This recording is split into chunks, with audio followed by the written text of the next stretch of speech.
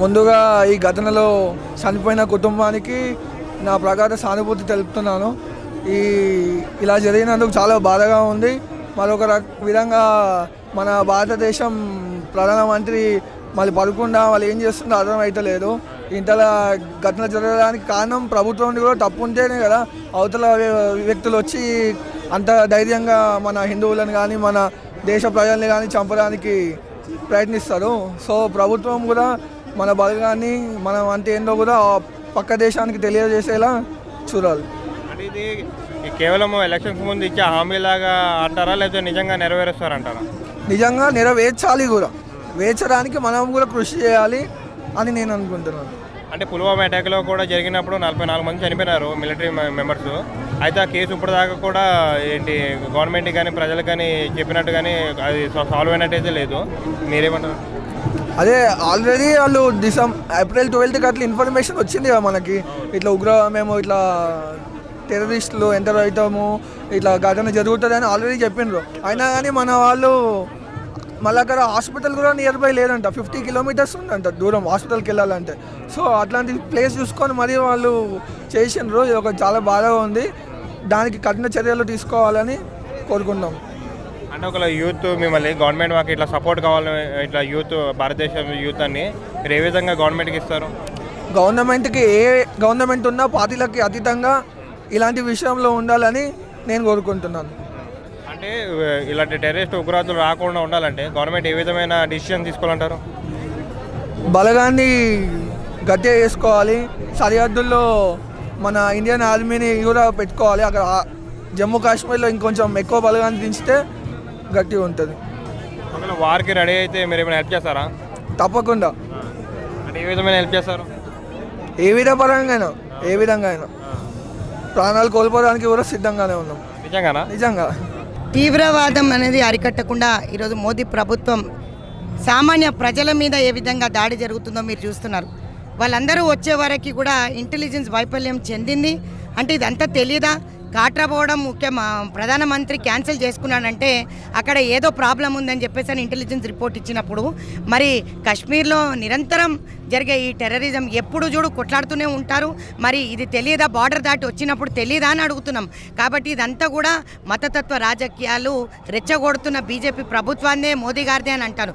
ఈరోజు చర్యలు తీసుకోవడం అనేది తప్పు. గతంలోనే తీసుకున్నట్టయితే ఈరోజు సామాన్య ప్రజలు బలే వాళ్ళు కాదు.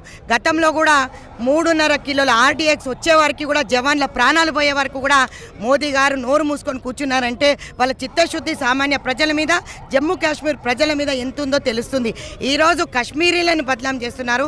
ఈరోజు వాళ్ళ బ్రతుకు తెరువు అనేది ఏంటి? నిజంగా చూసినట్టయితే టూరిస్టులు వస్తేనే వాళ్ళ బ్రతుకు తెరువు అనేది నడుస్తుంది. చాలా వరకు కూడా హౌస్ బోట్లే కానీ, ఈరోజు ట్రావెలే కానీ, ట్యాక్సీలే కానీ ఇవన్నీ నడుస్తాయంటే టూరిజం వలన. ఈ టూరిజం మొత్తం కూడా అది ఆపాలి అనే దుశ్చర్య ఎవరికి ఉన్నదో నాకైతే తెలియదు. కానీ సామాన్య ప్రజలు మాత్రం బలవడం మాత్రం మాకు చాలా తీవ్రంగా కలవరుస్తున్నది. ఎందుకంటే వాళ్ళందరికీ కూడా మేము సంతాపం తెలుపుతూ మేము క్యాండిల్ ర్యాలీ తీస్తున్నాం. ఇక్కడ నుంచి మార్చ్ చేస్తున్నాం, క్యాండిల్ మార్చ్. ఏమి చేసినా కూడా వాళ్ళకి ప్రాణాలు మాత్రం మేము తిరిగి ఇయ్యలేము. కానీ దేశ భద్రత కాపాడమని చెప్పి ప్రధానమంత్రి ఏదైతే డిమాండ్ చేస్తుంది మహిళా కాంగ్రెస్. నిజంగా వాస్తవంగా చూసినట్టయితే ప్రధానమంత్రి ఇంటెలిజెన్స్ వైఫల్యం ఏ విధంగా వాళ్ళు ఫెయిలియర్ అయినారు అనే దానికి ఆన్సర్ లేకుండా పోయింది. ఈరోజు ఏం మాట్లాడుతున్నారు ప్రధానమంత్రి?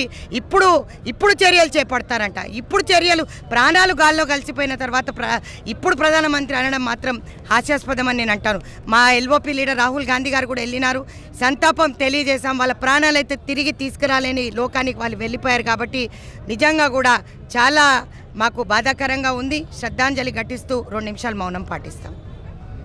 ఈరోజు ప్రజలకు కానీ మహిళలకే కానీ ఎవరికి కూడా ఈరోజు ప్రధానమంత్రి కాపాడలేని స్థితిలో ఉన్నారు. మీరు చూసినట్టయితే మహిళా రక్షణ గాలికి వదిలేశారు.